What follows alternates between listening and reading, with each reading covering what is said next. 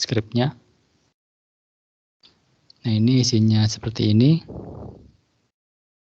Nah, ini kita akan kopikan ke Notepad untuk kita simpan. Kita Ctrl A untuk ngeblok, kemudian kita copy, kita ke Notepad.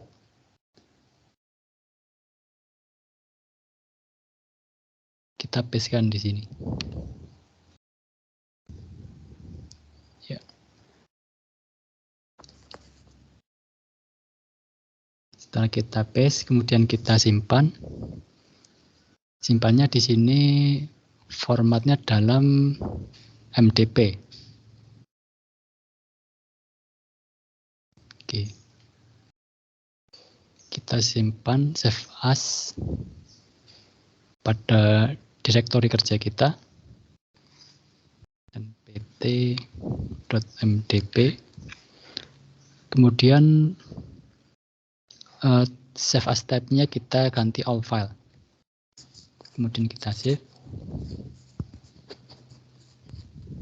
Oke, kita coba list kembali.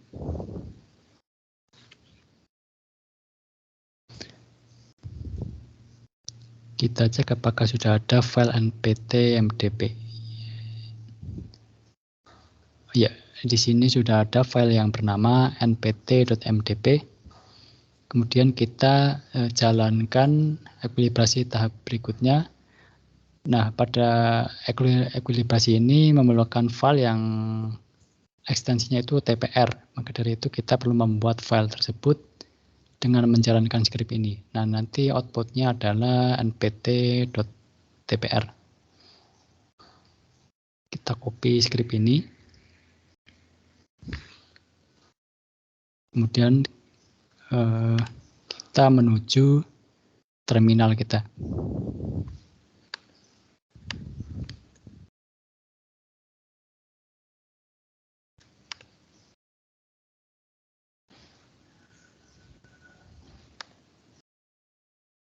Ya, setelah itu kita tekan enter. Oke, proses pembuatannya sedang berjalan.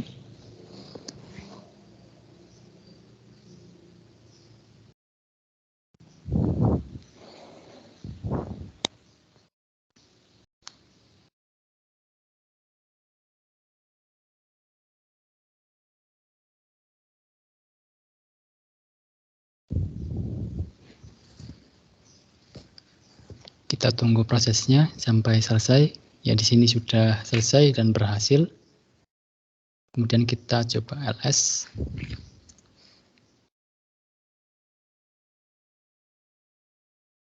Nah, di sini sudah ada file yang bernama npt.tpr. Kemudian file ini akan digunakan pada langkah selanjutnya, yaitu untuk ekuilibrasi tahap fase 2 ini. Nah, untuk menjalankan ekuilibrasi tersebut, kita menggunakan skrip ini. Kita kopikan ke terminal kita. Kita paste di sini.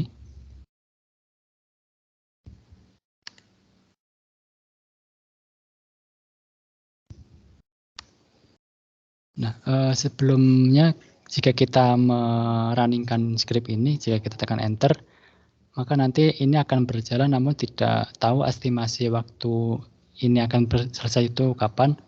Maka dari itu kita tambahkan min v di sini. Sehingga kita bisa mengetahui prosesnya ini kira-kira akan selesai pada waktu kapan. Setelah ini kita enter.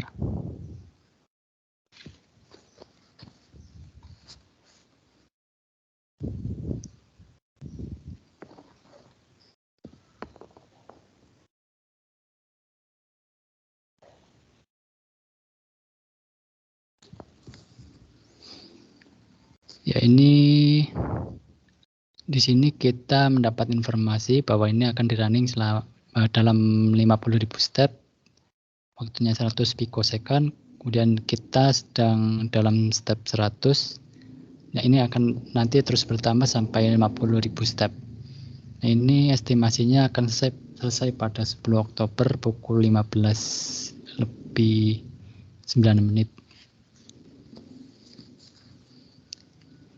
Mungkin sambil menunggu ini dari Bapak Ibu dosen atau rekan-rekan mahasiswa mungkin ada yang ingin menyampaikan sesuatu, ingin bertanya atau menyampaikan progresnya.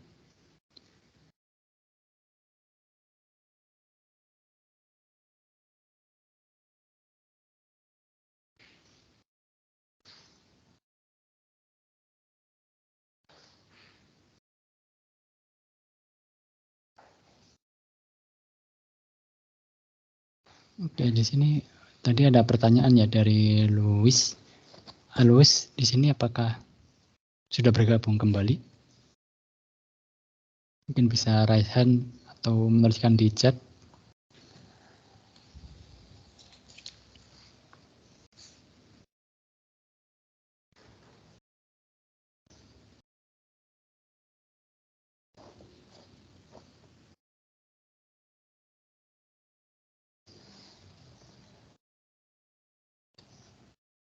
Ya, Louis, apakah sudah hadir kembali?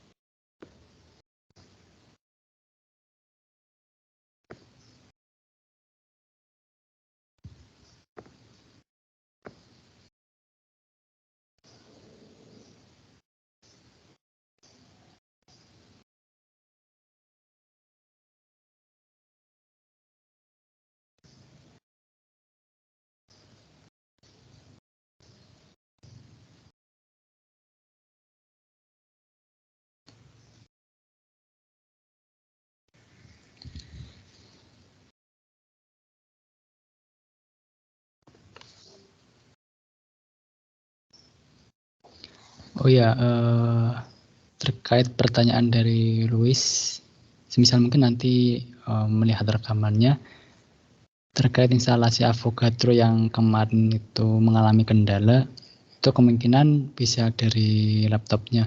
Misalnya link tersebut untuk mendownload di laptop yang berbeda ternyata bisa, kemungkinan kendalanya ada di laptopnya. Nah, untuk mengatasi ini mungkin bisa menggunakan aplikasi yang lainnya. Semisalnya itu adalah Chimera, CSF Chimera. Nah, itu bisa digunakan juga untuk menambahkan atom hidrogen pada ligannya. Mungkin saya bisa tampilkan aplikasinya. Nah, ini Chimera.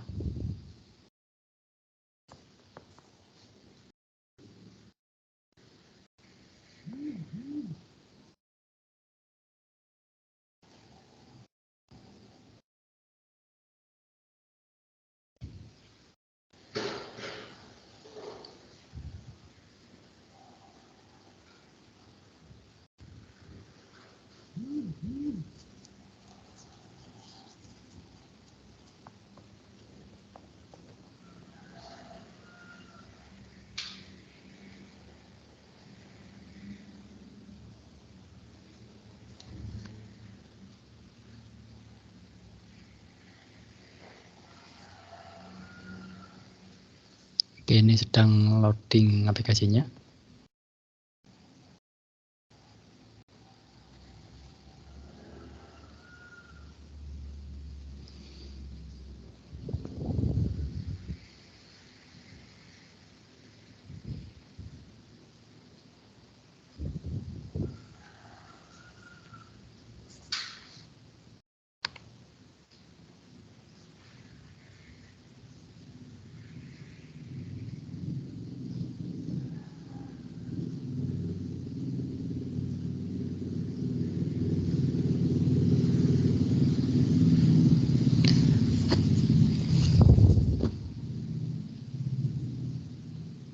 Ya, oke, ini adalah interface dari aplikasi CSF Chimera.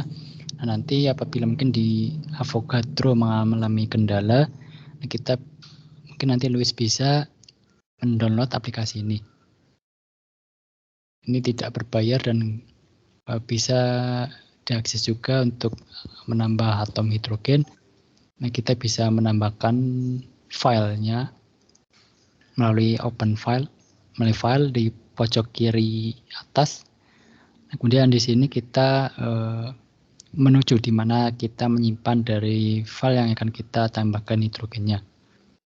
Nah, itu kemarin adalah cz4.pdb yang akan kita tambahkan hidrogen. Nah, ini sudah muncul di sini, kemudian kita open. Ya, tampilannya kurang lebih seperti ini. Nah, untuk menambahkan hidrogen, kita ke menu tools.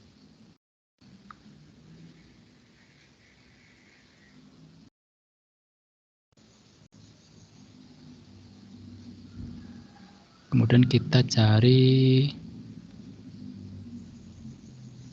menu untuk menambahkan hidrogen. Ya, ini pada structure editing ini ada add hidrogen. Nah, kita bisa pencet ini. Kemudian muncul jendela baru, kita pencet OK. Oke. Setelah kita tambahkan, kemudian kita simpan dalam file mol2 di sini. Nah, setelah ini akan tersimpan dan kita menjalankan Chroma kembali sesuai dengan urutan di tutorialnya. Kurang lebih seperti itu untuk menambahkan file hidrogen pada Chimera menggunakan aplikasi Chimera.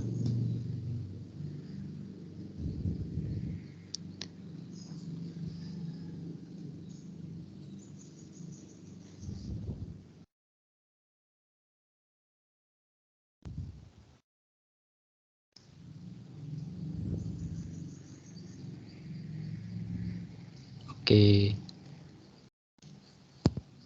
Nah, di sini masih step ke 2100. Ini waktunya nambah ya, jam 16.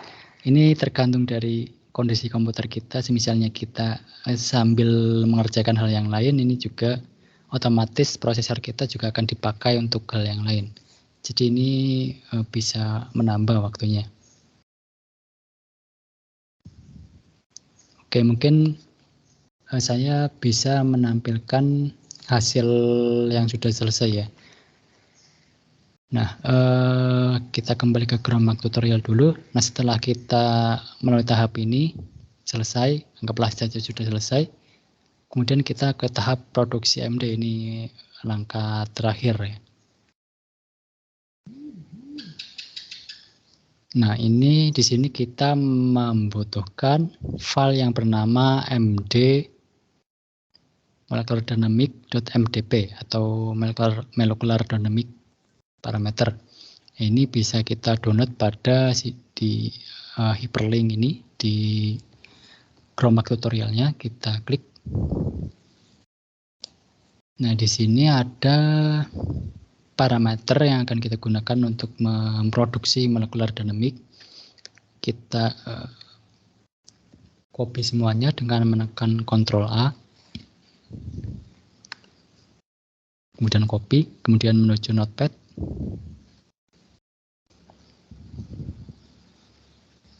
Ya, kita paste di sini. Nah, di sini ada informasi mengenai waktu kita merunningnya.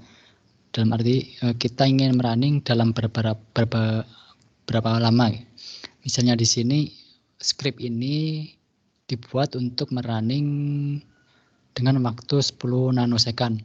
Nah, misalnya kita mengedit, ingin menambah atau mengurangi, kita bisa mengedit pada bagian ini. Ya, bagian yang di blok ini. Misalnya karena ini menggunakan laptop biasa, mungkin saya akan mencoba running mungkin sekitar 100 picosecond, di mana satu nanosecond itu sama dengan 1000 picosecond. Jadi untuk mengubahnya ke 100 picosecond ya, kita perlu ini berarti menjadi 50.000. Kita ubah menjadi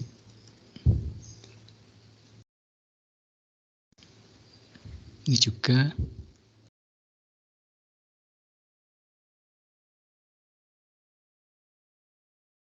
Dan ini 100 pikosecond berarti 0,1 ya, 0,1 nanosecond. Nah, ini kita simpan. Nah, di sini jika ingin melihat parameter yang lainnya juga bisa, seperti temperatur dalam Kelvin dan sebagainya. Kita simpan dalam ekstensi atau format MD/MDP.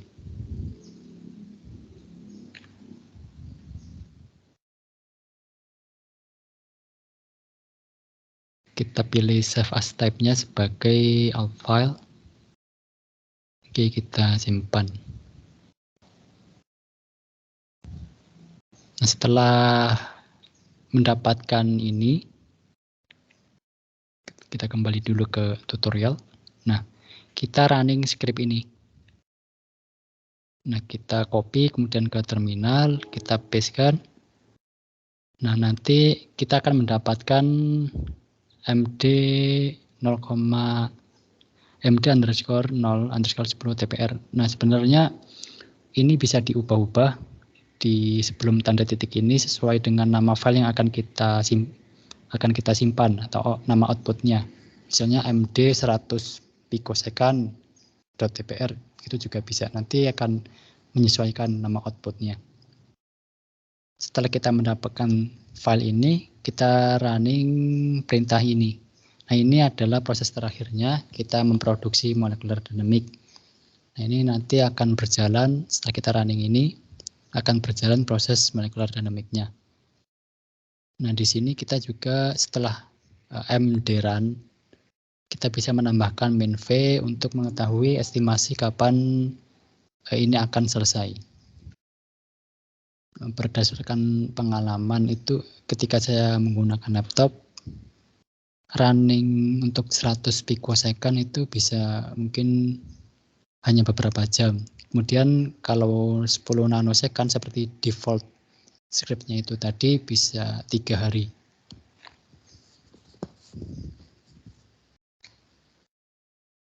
Nah, file ini setelah kita running ini nanti akan menghasilkan output berupa file yang bernama misalnya kita beri nama MD 100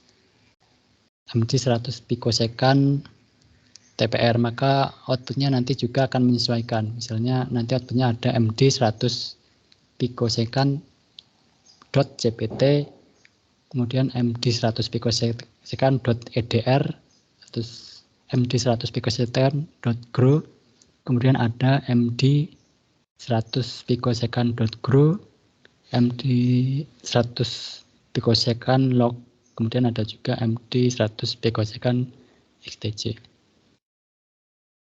Mungkin saya tuliskan di notepad ya.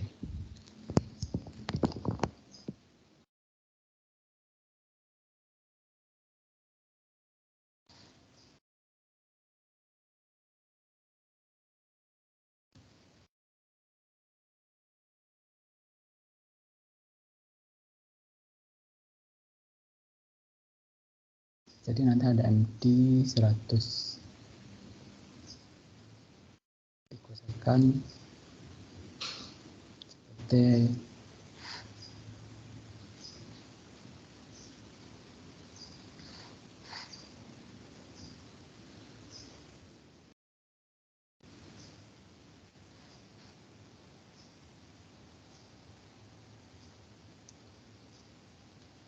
ada juga EDR,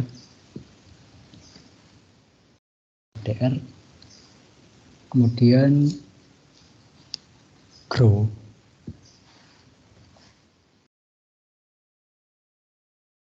setelah itu ada log. Log ini biasanya adalah catatan hasil dinamiknya. Kemudian ada MD 10 xtc. Nah, file XTC ini merupakan kita sebut juga dengan trajektori. Trajektori ini merupakan seperti rekaman pergerakan atom selama simulasi itu berlangsung. Jadi nanti saat simulasi atom akan bergerak dan akan direkam pergerakannya. Nah, ketika kita visualisasi nanti akan diperoleh protein yang fleksibel, kemudian ligand juga fleksibel, akan bergerak-gerak seperti pada kondisi alaminya.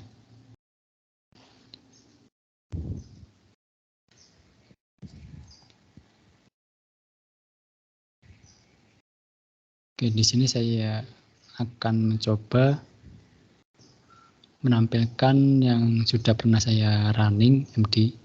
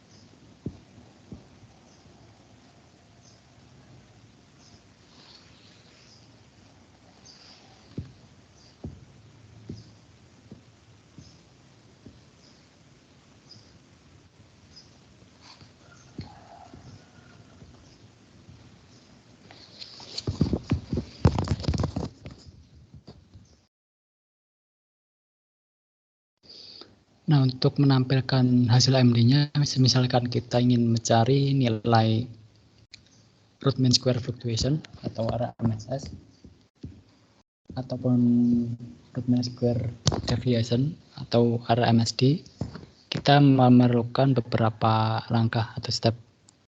Yang pertama, misalkan kita ingin menampilkan RMSD,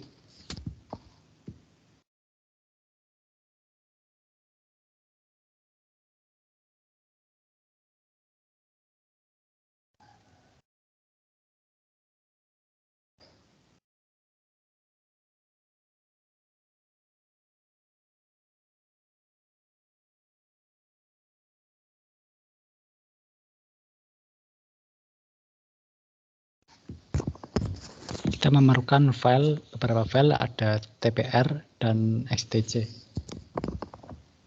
Misalnya namanya adalah MD_100 picosecond.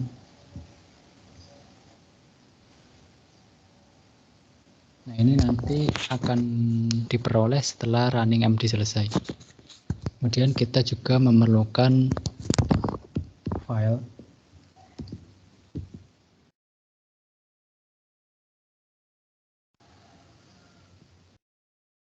XTC.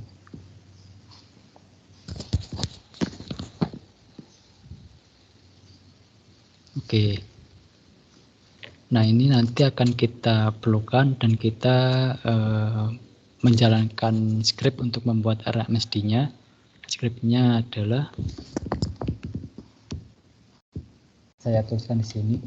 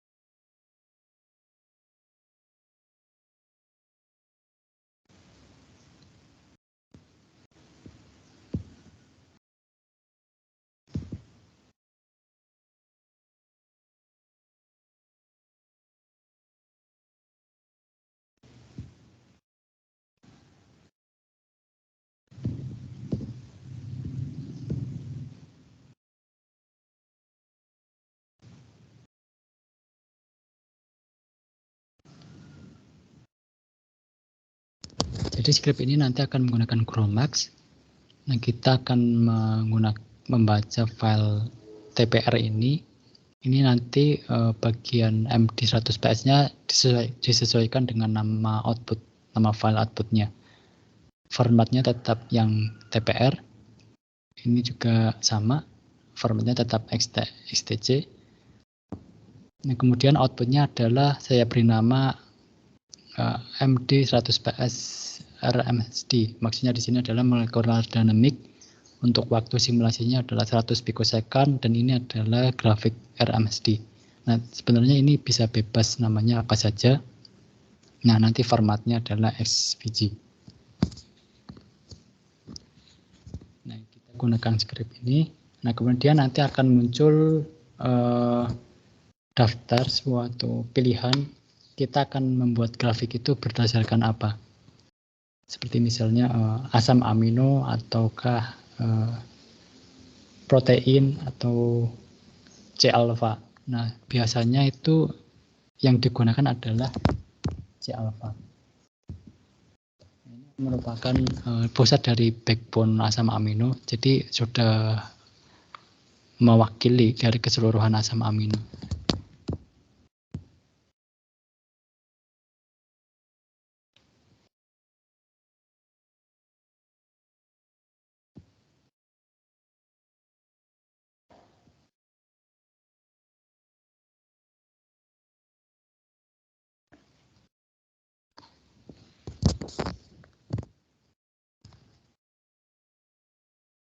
Misalnya nanti C alfanya itu ada di nomor 3, kita pilih nomor 3, kemudian kita tekan enter. Nah, ini nanti kita visualisasikan grafik RMSD menggunakan file ini. Kemudian untuk RMSF atau root mean square fluctuation,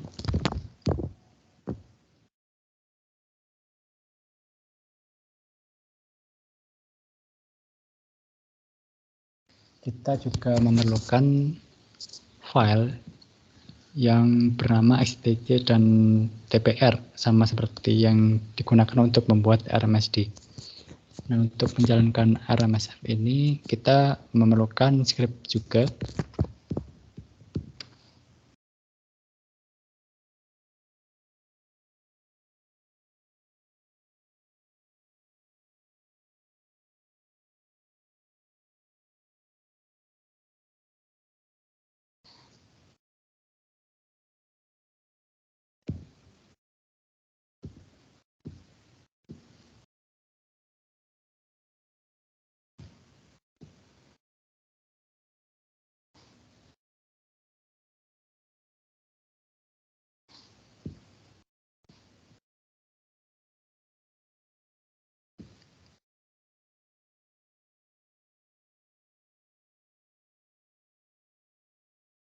Jadi script ini nanti kita tuliskan gmx rmsf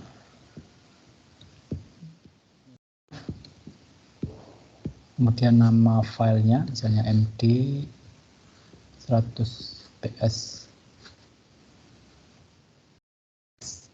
c ns, kemudian nama file tpr md 100ps tpr, dan outputnya itu kita bebas menamainya misalnya md 100ps rmsf. Nah, formatnya SVG. Nah, nanti kita akan mendapatkan file ini setelah kita running. Nah, di sini saya sudah pernah melakukan simulasi MD dan sudah mendapatkan filenya. Nah, di sini ada MD 100ps RMSD. Nah, ini RMSF-nya. Nah, kita bisa visualisasikan ini pada aplikasi yang bernama Qt-Kris.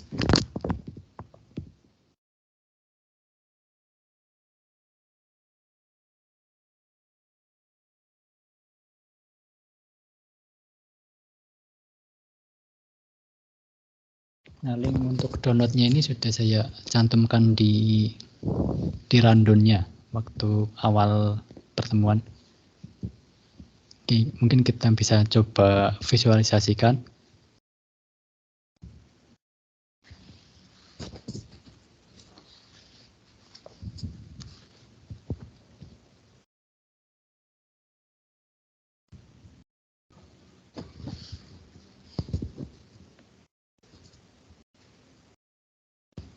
Ya, ini tampilan dari Qt Grace. Untuk membuka filenya kita ke menu data pada kiri atas. Kemudian import, kita pilih yang ASCII. Nah, kemudian muncul jendela baru, kita pilih yang seperti folder ini. Kita klik.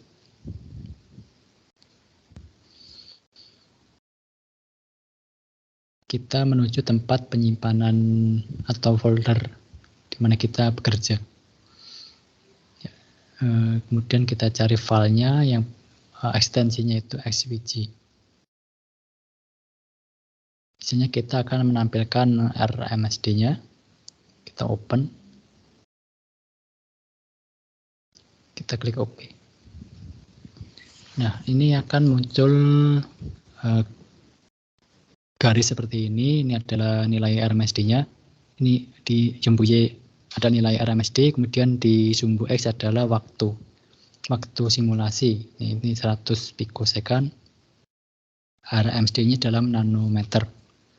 Ini bisa diedit sesuai keinginan kita, mulai dari judulnya, kemudian tebal fontnya, jenis fontnya.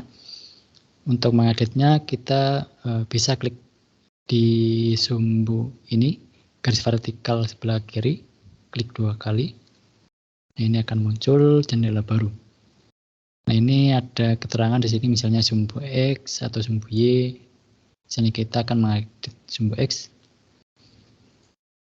Kemudian measure spacingnya kita misalnya ingin ubah menjadi 10. Ya, di sini akan muncul setiap nomornya setiap 10 kelipatan 10.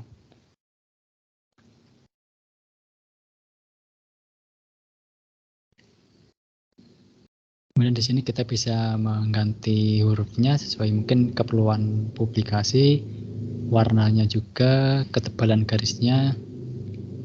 Kemudian kita ke sumbu Y misalnya. Nah, kita bisa mengubah ini, misalnya RMSD, ini judul dari sumbu Y-nya ya. Nah, ini ada measure spacing, kita sesuaikan dengan kebutuhan kita. Kemudian ini kita bisa atur juga, misalnya 1. Ya, akan seperti ini.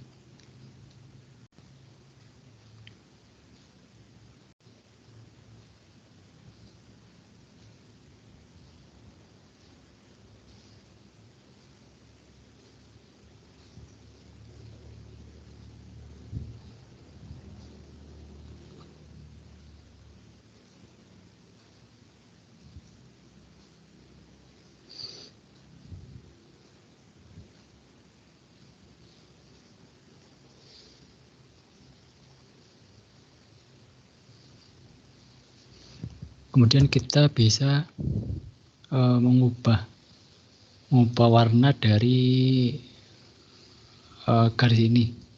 Misalnya nanti kita ada beberapa garis, untuk membedakannya kita bisa merubah warnanya. Kita klik 2 kali garisnya, kemudian muncul jendela baru. Nah, ini di sini kita bisa ubah warnanya. Misalnya marun, kemudian ketebalannya kita naikkan, apply. Ya. Nah, kurang lebih seperti ini untuk tampilan RMSD. Nah, RMSD ini merupakan istilahnya sederhananya itu seperti gambaran antara posisi atom pada protein di kondisi awal atau referensi, di mana referensi ini merupakan struktur protein sebelum dia melakukan pergerakan. Nah, kemudian selama simulasi atom-atom ini akan bergerak dan gerakan ini akan direkam. Nah, jadi nanti jika divisualisasikan akan menjadi grafik atau yang disebutnya juga grafik RMSD. Pergerakan ini akan direkam selama waktu simulasinya.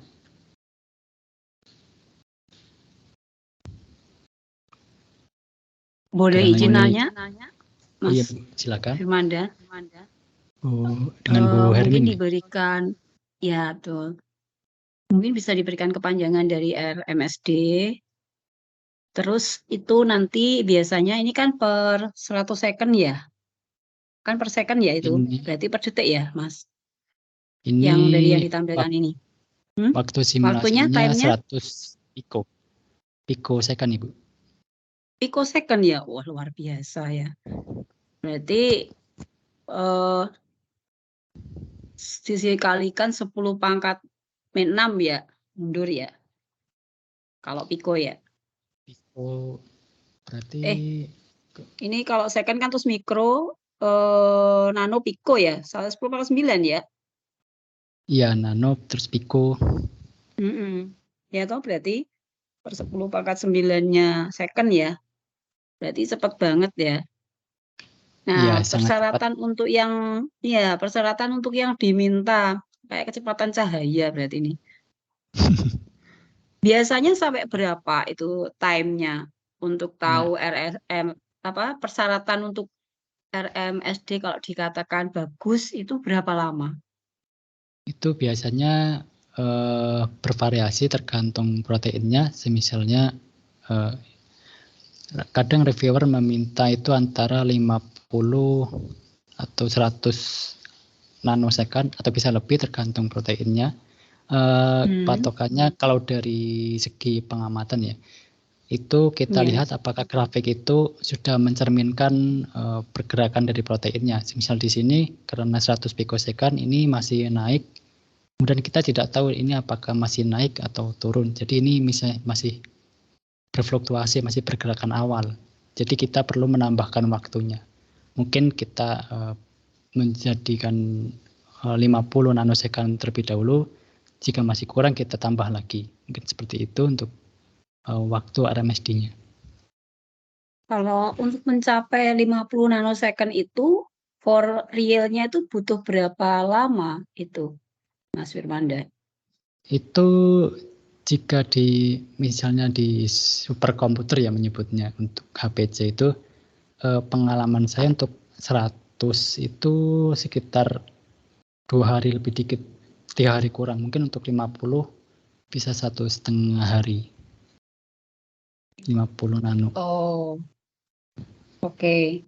Terus ini kebetulan saya juga pernah bikin publikasi yang terkait dengan molekular dinamik ya, Mas Firmanda. Tapi program yang saya pakai itu berbeda dengan programnya Mas Firmanda ini. Nah, apakah nanti kalau program Promak ini saya yang berbayar itu? Jadi di biotek kan ada selain Promak ya untuk molekular dinamik. Kalau dilihat dari kecepatannya antara Promak dengan yang program yang komersial itu lebih cepat mana ya? Kalau komersial yang selain Promak saya belum pernah mencobanya, Ibu. Oh, gitu ya. Tahu, iya. Oke. Terus ini maaf ya pertanyaannya banyak ya. Oh iya Bu, enggak apa-apa. Ya, saya bisa menjawab yang setahu saya.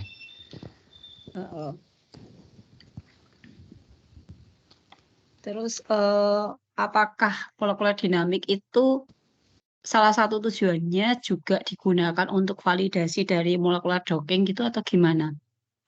Ya, biasanya molekular dinamik ini memang digunakan untuk validasi dari molekular docking. Jadi kita melanjutkan dari molekular dinamik menuju ke molekular docking menuju ke molekular dinamik ini. Karena biasanya pada docking itu ada pensederhanaan seperti misalnya kita menghilangkan airnya, kemudian proteinnya itu rigid atau kaku, sementara yang fleksibel itu hanya ligannya. Sementara di dynamic ini kita ligannya itu fleksibel, kemudian proteinnya fleksibel, dan juga suhunya kita bisa atur, temperaturnya, kemudian temperatur atau tekanan, kemudian juga ada media berupa air. Jadi berarti faktor-faktor yang di luar itu nanti basisnya basis rujukan gitu ya, Mas Firmanda? Untuk seperti faktor temperatur dan sebagainya gitu. Atau iya. kita menentukannya mesti kan basisnya temperatur ya? Iya, temperatur. Basisnya berarti kan rujukan ya? Rujukan Kita pustaka ya? bisa menyesuaikan, misalnya mungkin itu protein yang ada di dalam tubuh manusia, kita mungkin bisa menyesuaikan kira-kira suhu di dalam tubuh itu berapa, kita bisa menyesuaikan berdasarkan rujukan. Oh, oke. Boleh tanya lagi ya? Iya, Bu. Ini soalnya yang lainnya belum banyak nanya ini. Kalau Fermin nanya itu banyak mestinya. Tidak bermaksud menguji loh ya, karena ini memang kebetulan karena saya juga bikin publikasi terkait dengan molekuler dinamik ya. Iya, Bu. Kalau validasi molekuler dinamik molekuler docking menggunakan molekuler dinamik itu satuannya apa yang digunakan? Satuannya biasanya kalau tidak nanometer itu angstrom kalau kita menggunakan RMSD. Oh, oke. Iya. Biasanya berapa angstrom itu, Mas Firmanda, yang layak untuk publikasi internasional? Syarat internasionalnya berapa? Sejauh yang saya baca di artikel-artikel jurnal internasional itu, untuk patokan RMSD molekular dynamic itu tidak ada, jadi kita nanti membandingkan dengan kontrolnya. Jadi karena ini protein dan proteinnya itu bisa beda-beda ukurannya dan itu fluktuasinya beda-beda juga. Jadi kita membandingkan dengan referensi kontrol yang kita gunakan. Oh, gitu ya. Oke. Saya masih punya banyak pertanyaan, tapi nanti saya tanyakan sendiri aja langsung ke Mas Firmanda ya. Monggo Oke. diteruskan. Terima kasih ya. Ya, Izin sama-sama, Ibu. masuk Bu Hermin dan Firmanda. Oh iya. Oh iya, Nggih, silakan nggih. ya. Anji Bu, izin Iya. menambahkan ya tadi yang Iya, terkait matur nuwun, RMSD Bu. Ilham izin menambahkan sedikit terkait RMSD ya.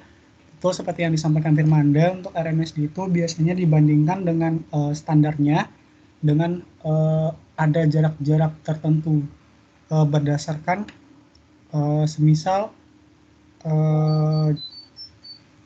jaraknya itu biasanya antara 1 sampai 2 Armstrong itu biasanya dikatakan bagus Bu untuk jarak antara ligan standar dengan ligan asli. Itu misalkan perbedaannya 1 sampai 2 Armstrong itu bisa dikatakan bagus. Sedangkan 2 sampai 3 Armstrong itu bisa dikatakan masih bisa diterima. Sedangkan di atas 3 Armstrong itu biasanya lebih baik dicari ligan lain Bu untuk dijadikan perbandingan dengan ligan standarnya, begitu Bu. Terima kasih. Oh, ini yang untuk validasinya tadi ya, berarti Iya. ya, Mas Ilham ya. Iya. Oke. Waduh, terima kasih. Saya mendapatkan banyak pencerahan ini ya terkait dengan publikasi molekuler dinamik karena memang sekarang semuanya masuk ke validasinya ya menggunakan molekuler dinamik gitu ya. Jadi saya pikir pelatihan ini memberikan banyak sekali manfaat gitu untuk kedepannya karena sekarang saja tahun ini sudah mulai banyak yang harus proving-nya dengan molekuler dinamik ya untuk MOLDOC ya. Oke, baik, matur nuwun, nanti saya masih banyak tanya lagi tapi mungkin langsung nanyanya gitu ya. Monggo Mas Firmanda dan Mas Ilham untuk dilanjutkan. Terima kasih. Ya, saya lanjutkan kembali. Ya, di sini tadi sudah disinggung tentang root mean square deviation. Nah, ini satuannya bisa nanometer, bisa angstrom. Berarti ini kalau kita ubah jadi angstrom tinggal dikalikan 10. Berarti ini 0,1 ini adalah 1 angstrom di sini. Nah, kita juga bisa visualisasi RMSF atau root mean square fluctuation. Kita coba ke halaman baru.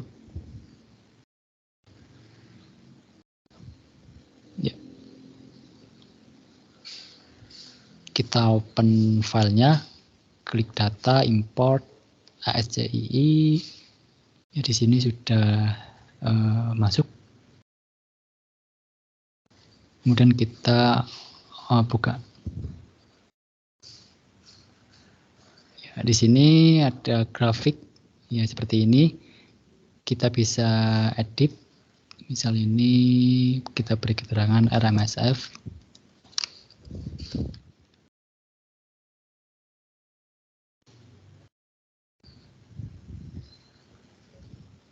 Kemudian kita ini sumbu Y-nya kita buat setiap 10 asam amino. Oh, terlalu banyak, mungkin 20. Ya, kita coba geser lagi ke kanan, kita rapikan mungkin 165 ya. Kita bisa edit manual sesuai dengan kebutuhan tampilan dari grafiknya.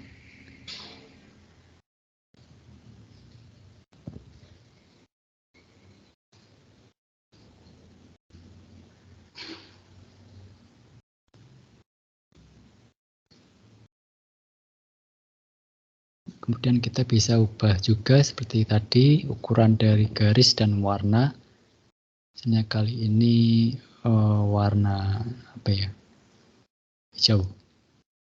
Kemudian ketebalannya juga bisa kita atur. Nah, ini adalah root mean square fluctuation, di mana ini adalah pergerakan setiap asam amino dari penyusun protein itu pada selama waktu simulasi. Jadi jika tadi itu RMSD itu di sini sumbu X-nya adalah terhadap waktu, jika di RMSF itu adalah asam aminonya. Kita bisa melihat setiap satu asam amino itu pergerakannya seperti apa. Nah, ini adalah tampilannya seperti ini. Itu ada warna standarnya nggak, Mas? Untuk warna standarnya tidak apa, Bu. Di sini kita bisa mengcustomnya sendiri. Oh, misalnya seperti pewarnaan protein ya. Protein itu kan kalau strukturnya untuk menentukan zinc zipper strukturnya ya, struktur sekundernya itu kan banyak tuh. Nah, kemudian setiap struktur sekunder itu dia apakah punya kriteria warna, misalnya kalau yang zipper motif gitu, ini harus yang merah, terus apa gitu, itu nggak ada standar ya, Kak? Misalnya adenin, guanin, sitosin itu kan ada standar warnanya yang berlaku secara internasional begitu. Ini nggak ada, terserah milih mau diganti warna apa gitu ya? Iya, bebas Ibu. Mungkin karena pengembang mungkin berpikirnya ini mungkin nanti ada lebih dari satu garis, jadi dibuat satu warna saja untuk satu garis ini. Mungkin nanti ada garis yang lain di sini, kita kasih warna yang berbeda supaya bisa membedakan dengan garis yang lainnya.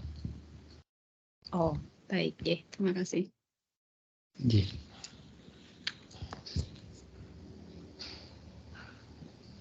Ya, mungkin untuk RMSF seperti itu ya. Kita bisa melihat dari pergerakan dari residu asam amino.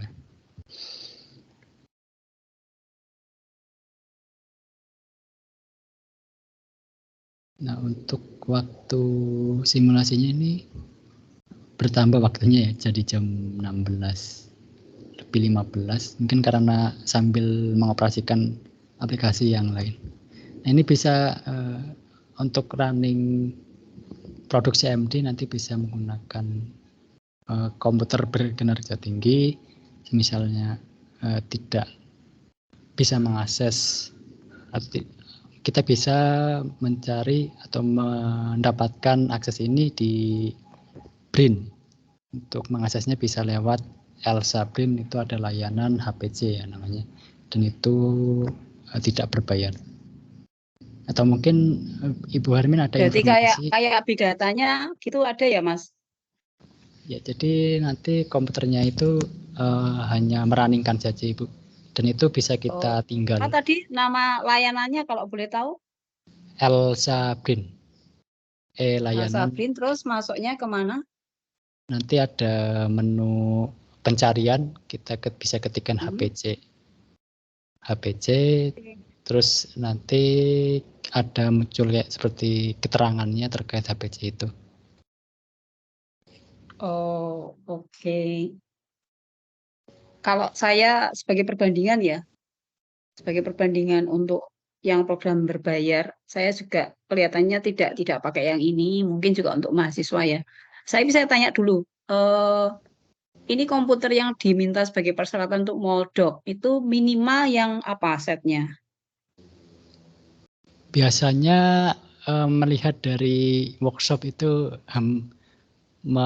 mensyaratkan minimal RAM itu 8 GB, Intelnya Intel kalau tidak salah 3 atau 5 Intel Core i3, kalau tidak i5, seperti itu, Bu. Oh, oke. Karena kalau di di labnya komputer FSM itu kan sampai i7 semua. Oh iya, itu sudah bagus. Ya, i7. Nah, kebetulan karena saya sudah pernah melakukan molekular dinamik, ini memang pernah sampai running 50. Tapi itu aja 3 hari komputer nggak dimatikan itu. Sama-sama i7 kebetulan laptop saya gitu. Kalau menggunakan Chromac ini berapa lama dengan menggunakan program yang ada di Brin? Itu 100 nano kurang dari 3 hari, Bu. 100 nanosecond. Luar biasa cepat ya, berarti ya. Jauh lebih Iya, cepat untuk menggunakan Chromac, apalagi for free ya. Iya, mungkin karena tidak ada tampilannya, Bu. Seperti misalnya kita menampilkan protein, itu tidak ada, jadi prosesornya hanya fokus pada kerja running Chromac-nya, tidak terbagi ke menampilkan gambarnya. Oh, cuma programnya harus lewatnya Linux ya, nggak bisa yang biasa. Ya, Linux, Bu. Untuk mengakses komputernya juga kita menggunakan Python. Nah, mungkin nanti jika ada kendala bisa ke email ke Brin-nya, biasanya dibalas. Oh, jadi belum pernah Mas Nanda pakai program yang selain dari Chromac ya, berarti semua harus pakai Linux semua ya? Betul, Ibu. Sejauh ini baru menggunakan Chromac. Oh ya, mungkin itu karena keuntungannya, terus terang ini juga untuk informasi mahasiswa biotek ya. Karena kita kalau beli berbayar untuk molekular dinamik itu saja programnya sekitar 4 juta ya programnya. Dan itu memang bisa dipakai Windows, nggak Linux nggak apa-apa, biasa ya, program biasa. Tapi akses yang diperbolehkan untuk program itu tuh hanya 2 orang masalahnya. Jadi dia tidak mengakses multi user gitu ya. Kalau Chromac ini kan multi user, cuman kelemahannya Linux ya, karena Linux sendiri kan menjadi pembatas. Tidak banyak orang yang bisa akses ya atau melakukan gitu ya, Mas Firmanda, betul? Iya, betul, Ibu. Kadang mungkin yang belum familiar dengan Python perlu lebih banyak mencoba ya. Gitu. Saya juga belum tahu apakah nanti di lab komputernya FSM itu bisa yang Linux juga. Artinya kalau bisa begitu, nanti praktikum bioinformatika kan bisa anak-anak juga belajar menggunakan molekular dinamik, tapi menggunakan komputer yang punya FSM. Mestinya kan kalau di FSM komputernya memang untuk informatika kan berarti memang giganya pasti tinggi-tinggi semua ya. Jadi saya pikir nanti kalau bisa ada tambahan ini, karena universitas lain itu juga mahasiswanya sudah sampai ke molekular dinamik semua ya, itu mungkin memang menjadi suatu keharusan gitu. Ya nanti ngobrol lagi dengan Mas Firmanda after this ya, sama Ilham ya, gitu. Matur nuwun. Oh iya, Bu, izin bertanya, mungkin apakah HPC yang ada di FSM itu bisa untuk penelitian mahasiswa juga, Ibu? Atau khusus untuk server mungkin? Kalau nanti coba saya tanyakan ke ini ya, ke FSM gitu ya. Apakah bisa seperti itu? Karena kan itu aksesnya untuk semua itu. Aksesnya untuk semua prodi. Iya, untuk semua departemen. Tapi saya nggak tahu karena kan di biologi kan nggak ada ini, nggak ada praktikum bioinformatika tuh nggak ada kan? Iya, nggak ada Ibu. Ya, nah, cuma maksudnya nggak adanya kan karena Mas Firmanda kalau misalnya mau pakai afiliasinya biotek itu kalau biotek kan bisa gitu. Tapi kan kalau nanti afiliasinya ke prodi biologi kan karena memang mereka nggak ada. Jadi ibaratnya tuh kita udah ngetek tempat belum gitu untuk praktikum itu atau untuk yang lain itu memang harus dibicarakan dan memang harus bersurat secara resmi. Untuk biotek tadinya melakukan seperti itu. Oh iya. Iya. Ya.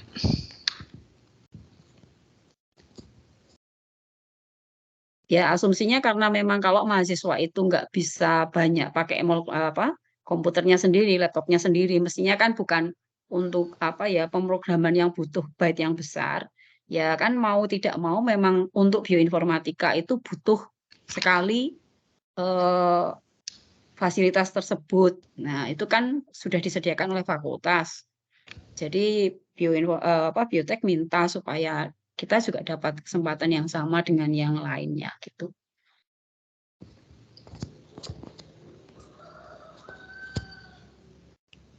Monggo dilanjutkan Mas Firmanda dan Mas Ilham. Iya, baik. Terima kasih Ibu. Saya lanjutkan. Kita bisa juga visualisasi hasil docking ini secara 3 dimensi ya, menggunakan namanya PyMol. Nah, kita di sini akan menggunakan file hasil running MD kita. Nah, untuk membukanya kita pilih file, open.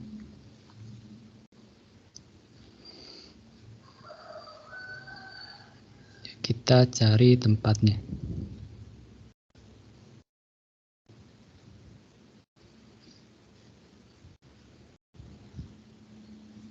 Nah, di sini kita pilih file ini md100ps.grow hasil runningnya, kita open.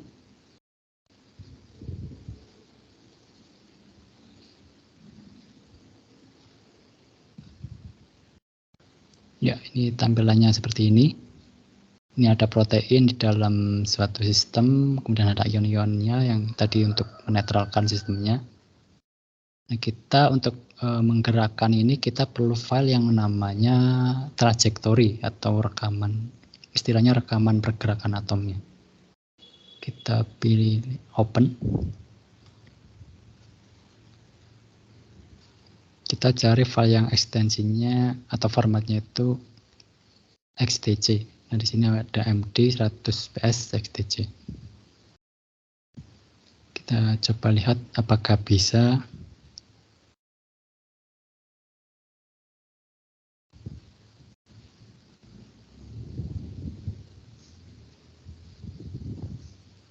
Kita play. Ya, laptop saya sedikit macet. Ya, ini seperti ini kira-kira. Kita bisa juga untuk memperjelas proteinnya kita hide pelarutnya dan ionnya. Kita stop dulu. Kita tampilkan.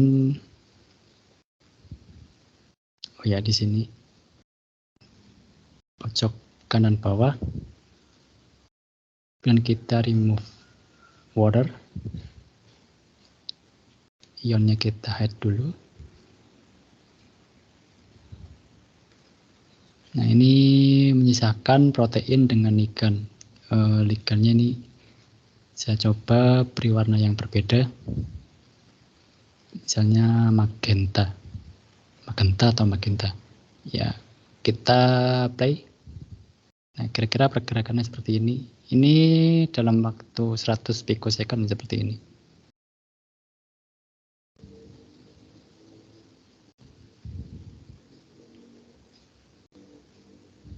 Mungkin nanti apabila ingin presentasi dan menampilkan hasil molekular dinamiknya bisa menggunakan ini. Ya. mungkin seperti ini untuk tampilan dari MD ini ya. Ya, mungkin dari peserta ada yang ingin disampaikan terkait pada praktik ini.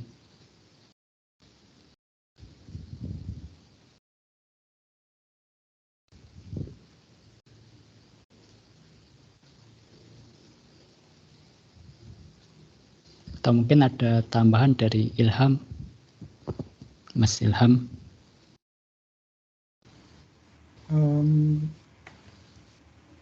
Kayaknya dari ya cukup sih.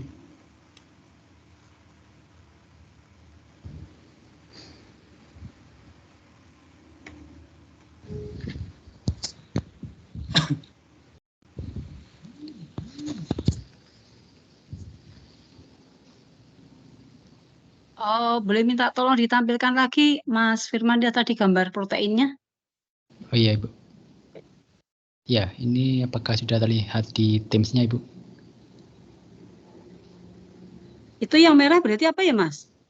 Ini tadi ligannya, Ibu. Oh. Oh, berarti itu ligan yang terikat di anu ya. Oh, berarti memang Ya, jauh lebih jelas kalau dibandingkan dengan modok ya, berarti ya. ya di sini antara protein dengan ligan sama-sama fleksibel, Ibu. Oh, sebetulnya ini lebih tepatnya untuk menggambarkan apanya ini, Mas? Pergerakan ini kita menggambarkan pergerakan dari protein, kemudian ligannya biasanya pada kita waktu docking pada sisi aktifnya, selama simulasi itu pergerakannya seperti apa. Nah, ini seperti ini. Oh.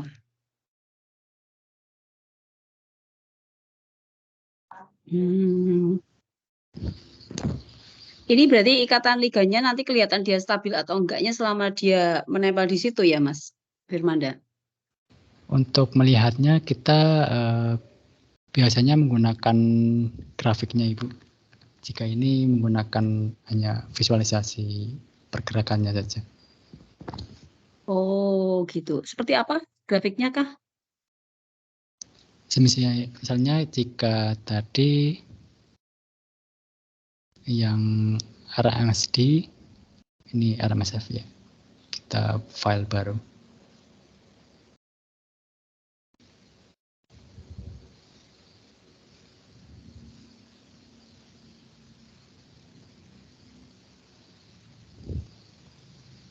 Ya, kalau di sini mungkin belum terlalu jelas, Ibu, untuk stabil atau tidaknya suatu protein itu. Nah, biasanya misalkan di sini adalah 100 nanosecond ya, kita bisa melihat grafiknya apakah dia jika dia seperti konstan di sekitar area batas tertentu, itu dia menandakan stabil. Jika mungkin dia kemudian naik terus, mungkin tidak stabil, masih mengalami fluktuasi. Oh, berarti kalau nanti garisnya sudah hampir mendekati linier gitu ya, naik terus linier itu berarti menunjukkan Yaitu dia stabil gitu ya? ya mulai stabil jika sudah linear. Oh, oke. Ye, matur nuwun. Mungkin mahasiswa kalau mau nanya, jadi kalian mungkin yang laptopnya masih belum bisa gitu, terus nyerah gitu ya, karena Prodi Biotek mungkin merencanakan untuk bioinformatika ya.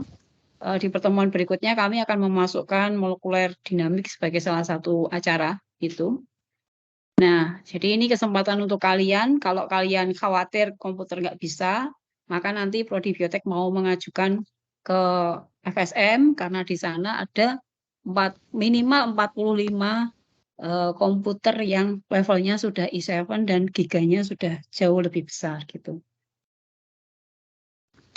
Jadi kalian bersiap aja gitu untuk bisa fokus melihat ke apa yang disampaikan oleh Mas Firmanda dan Mas Ilham, supaya nanti kalian tidak ketinggalan pada saat kalian nanti praktikum. Dan ini sama ya, kalian tidak ketinggalan dengan mahasiswa dari universitas lain ya. Jadi kalau universitas lain itu sudah sampai tidak hanya universitas negeri, tapi universitas swasta juga sudah banyak yang mengadakan pelatihan molekuler dinamik. Dan bahkan kalau di luar itu berbayar mahal sekali ya. Jadi ini kesempatan yang sangat luar biasa sebetulnya kita bisa dapat ilmu dari Mas Firman Manda ya sama Mas Ilham karena mereka sudah mengerjakan penelitian di bidang itu gitu. Jadi ini bagaimana caranya menggunakan in silico untuk menggapai dunia itu salah satunya dengan cara seperti ini. Ya, anakku.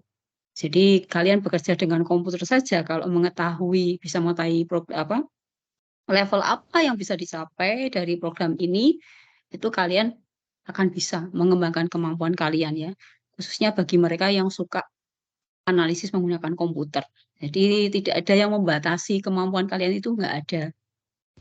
Jadi seperti yang tadi yang dikatakan Mas Firmanda, kalau misalnya memang bisa dipakai untuk penelitian in silico, nanti yang di lab fakultas ya nanti Bu Erwin akan bersurat ke fakultas supaya memfasilitasi.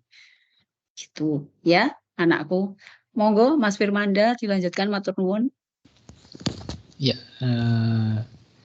di sini untuk visualisasinya RMSF sudah kita lakukan dan 3 dimensi juga sudah kita lakukan. Mungkin untuk hasil dari molecular dynamic RMSD dan RMSF saja Ibu. Nah ini kita untuk runningnya masih memerlukan waktu cukup lama sampai jam 4.15. Nah ini apakah mau kita tunggu atau bagaimana Ibu?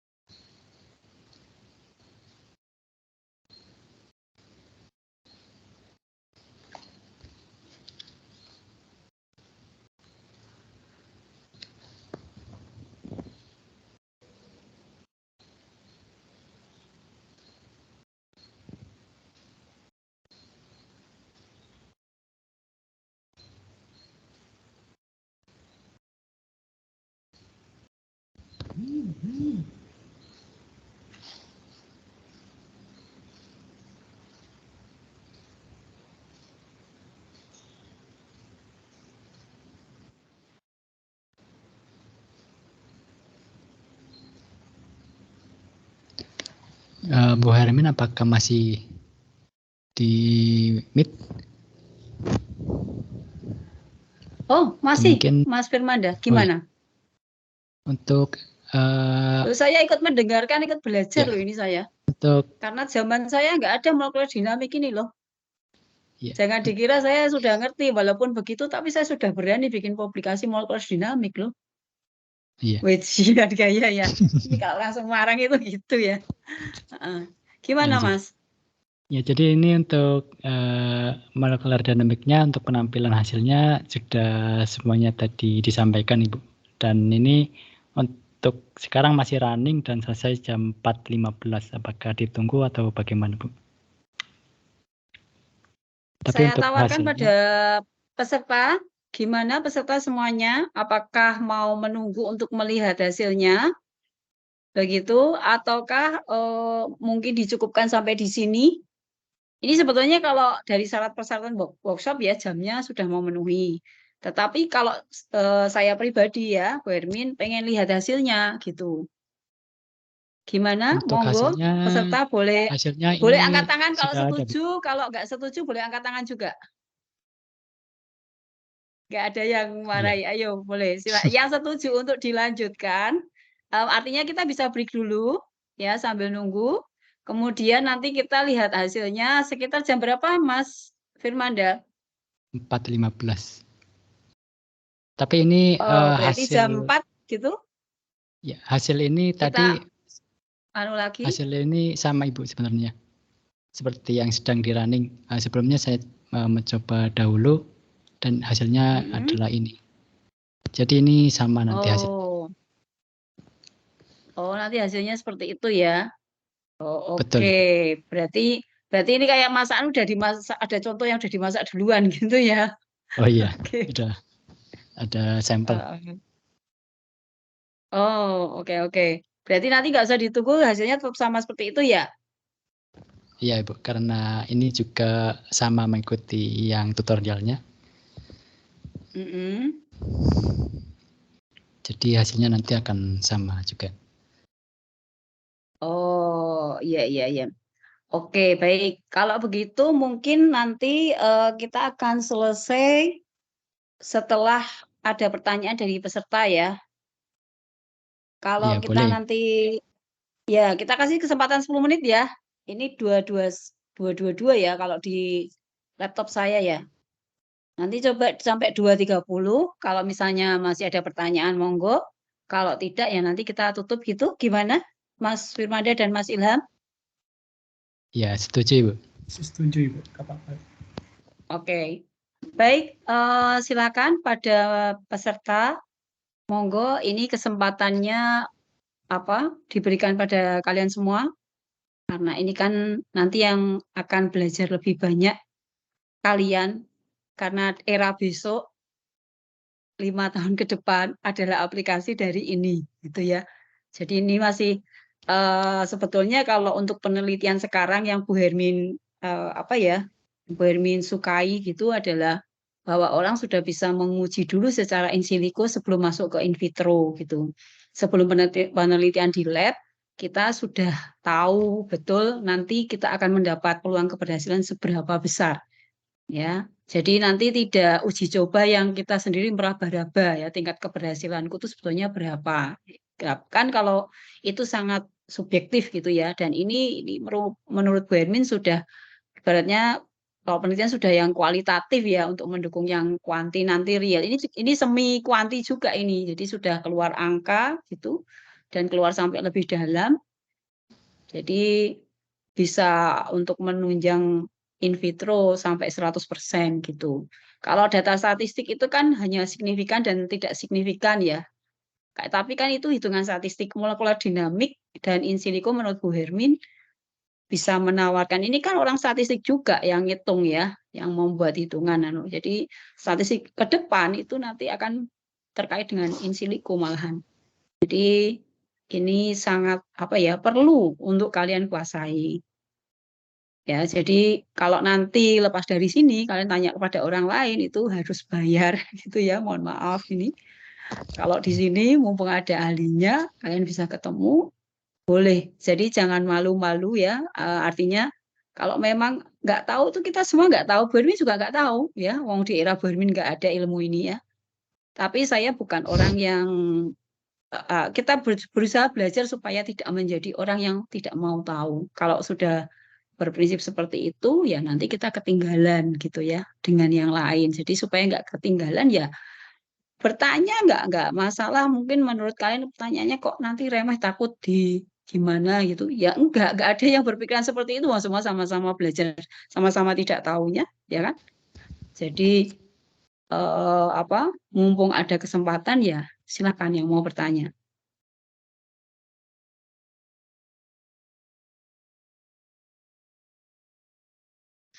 Untuk kemarin yang mengerjakan siapa? Mbak Lui sama siapa? Mas Firmanda? Mbak Lui sama Mbak Hani. Oh iya, Mbak Lui sama Mbak Hani ya. Oh, oke. Nanti peserta yang aktif dapat tambahan nilai dari Bu Hermin. Ya. Ya. Kita tunggu 5 menit lagi ya, Mas Firmanda. Silakan yang mau tanya.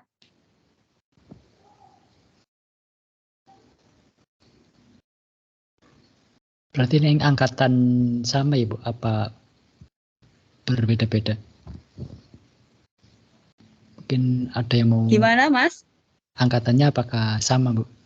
Dua-dua apa campuran Bu? Ini angkatannya 2023 untuk mata kuliah Oh, biofisika karena nanti related banget ya dengan biofisika dan kemudian ada peserta mata kuliah biologi molekuler. Ya, kendalanya mungkin karena UTS ya. Untuk angkatan 2023 masih ada UTS kah hari ini? Sudah selesai pada jam ini atau boleh jawab di chat? Sudah selesai tadi pagi, Bu. Sudah selesai, Bu. Oh, sudah selesai tadi pagi. Oke. Yang mata kuliah biologi molekuler, apakah sudah selesai hari ini?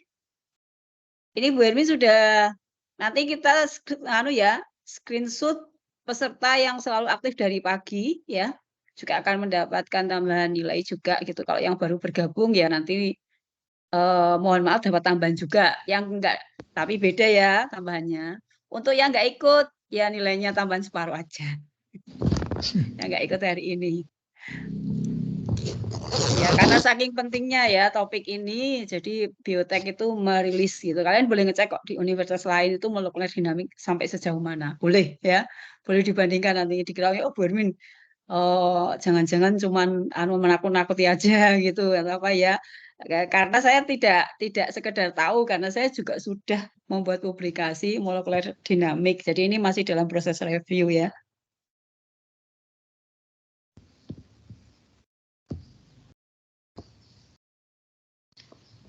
Kenapa sih kok Bu Hermin kok sudah berani malah membuat molekuler dinamik? Karena memang tuntutan publikasi sekarang, penelitian sekarang harus seperti itu. Jadi ya mau nggak mau saya juga belajar dan saya melakukan. Supaya nanti kalau ngajar mahasiswa juga saya sudah sesuai dengan yang terbaru gitu. Ya. Jadi Mas Firmanda dan Mas Ilham ini adalah bimbingannya Bu Hermin yang kebetulan memegang molekuler dinamik. Dan kami juga tidak malu-malu ya dosen untuk belajar dari alumni atau dari mahasiswa kami ya, karena memang kemajuan zaman itu memang harus membuat semuanya belajar gitu, tidak hanya yang muda, yang sudah tua juga tetap harus belajar. Ya, apakah masih ada yang mau bertanya? Ini waktunya tinggal berapa ya? Kurang 2 menit lagi. Kalau tidak ada nanti saya serahkan ke moderator Mbak Chandra ya. Nggak ada tanya toh Mas, yang pakai molekuler dinamik itu nanti apa saja. Ya biar tahu gitu loh. Mungkin nanti banyak pertanyaannya waktu sedang mencoba sendiri, Bu. Mungkin menemukan apa satu hal perlu tanya. Oh gitu ya. Baik, sekarang belum punya bayangan kali ya. Sekarang Bu Hermin yang bertanya, maaf nih sama Mas Firmanda, pada saat melakukan penelitian ini ya, ini kan untuk skripsinya ya, Iya, Ibu. melihatnya ini kemanfaatannya sekarang dan ke depan, dan kalau di BRIN itu sampai sejauh mana mengembangkan molekuler dinamik? Kalau menurut saya ini sangat perlu sih Bu, karena kita bisa mensimulasikan suatu protein itu kita berusaha seperti semirip mungkin pada keadaan alaminya. Kalau di docking saja itu masih terlalu kurang karena masih banyak pensederhanaan seperti tadi. Kemudian kalau di molekular dinamik itu kita bisa menyesuaikan kondisi lingkungannya. Nah ini biasanya juga sering digunakan untuk proses drug discovery atau pencarian obat, baik itu yang menggunakan small molecule atau molekul besar. Kalau small molecule itu ya biasa senyawa alam atau mungkin obat-obatan yang sudah kita punya kita gunakan untuk pengobatan yang lain atau drug repurposing istilahnya. Nah untuk di BRIN itu sepertinya memperhatikan juga terkait ini karena juga sudah memiliki HPC dan HPC ini juga tidak digunakan hanya untuk molekular dinamik dan docking saja, bisa untuk simulasi lainnya, dan yang mungkin itu dari bidang yang berbeda dari kita, misalnya kimia apa istilahnya, tentang kimia gitu, misalnya simulasi GCMS kalau tidak keliru, itu mensimulasikan misalnya itu ada lapisan seperti karbon itu apakah bisa menembus hidrogen atau tidak, karena isu di masa yang akan datang itu kan tenaga untuk seperti kereta itu akan menggunakan hidrogen. Nah itu penyimpanan hidrogennya itu masih menjadi kendala, dan itu banyak peneliti untuk mensimulasikan apakah misalnya lapisan karbon itu bisa mencegah supaya hidrogen itu tidak bocor. Nah, untuk di dunia kesehatan itu juga ada yang menggunakan seperti tadi antara protein dengan small molecule, ada juga yang menggunakan DNA, antara protein dengan DNA. Kita ketahui ada DNA aptamer, itu juga untuk pengobatan, dan beberapa publikasi itu menyebutkan itu lebih spesifik ke dalam targetnya dan tidak menimbulkan reaksi imun karena itu menggunakan DNA. Mungkin sejauh ini yang saya tahu seperti itu, Ibu. Apakah boleh tanya lebih lanjut ya, Mas?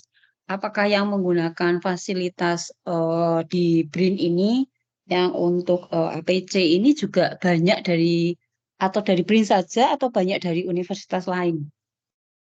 Itu untuk siapa saja yang melihat dan dari mana tidak bisa melihat asalnya dari mana, tapi untuk yang mengoperasikan komputernya itu ada lumayan banyak juga karena waktu saya menggunakan itu antri. Jadi tidak langsung diproses, jadi antri. Nah, proses antriannya itu tidak yang antri pertama itu akan dilayani, tapi yang membutuhkan sumber daya komputer lebih sedikit itu yang akan dilayani terlebih dahulu. Jadi itu otomatis sistem yang akan mengatur itu. Jadi kita hanya submit, nanti akan di-running oleh sistemnya. Jadi kita antri supaya dahulu. olah datanya lebih cepat dan lebih efisien gitu ya, Mas Firmanda? Iya, seperti itu, Ibu. Kalau boleh tahu, berarti pada saat mendaftar dan menggunakan barang-barang itu tidak tahu dari universitas mana saja gitu ya? Itu tidak ada infonya, Ibu. Hanya ada antrian berapa, sedang running atau sedang apa. Oh ya, jadi Bu Hermina saja yang memberitahu ya. Jadi kalau tadi masalah hidrogen, ini adalah energi generasi level keempat ya. Kalau dihitung dari yang minyak bumi, ini kebetulan Prof Parsauran ya, jadi guru besar kimia yang nanti akan dikukuhkan. Beliau, maaf, Prof Gunawan. Prof Gunawan itu beliau keunggulannya di situ. Jadi memang kita tidak lepas dari kimia juga. Sebentar saya baca.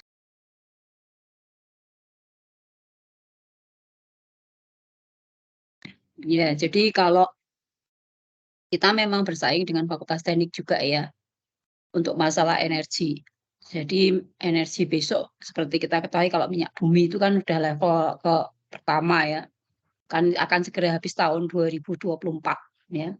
Ini tentu saja mencemaskan banyak pihak ya. Sehingga banyak yang sekarang mengembangkan sampai ke 4. Untuk antrian ya sebetulnya banyak sekali profesor di Indonesia ya yang bidangnya itu terkait dengan molekular dinamik.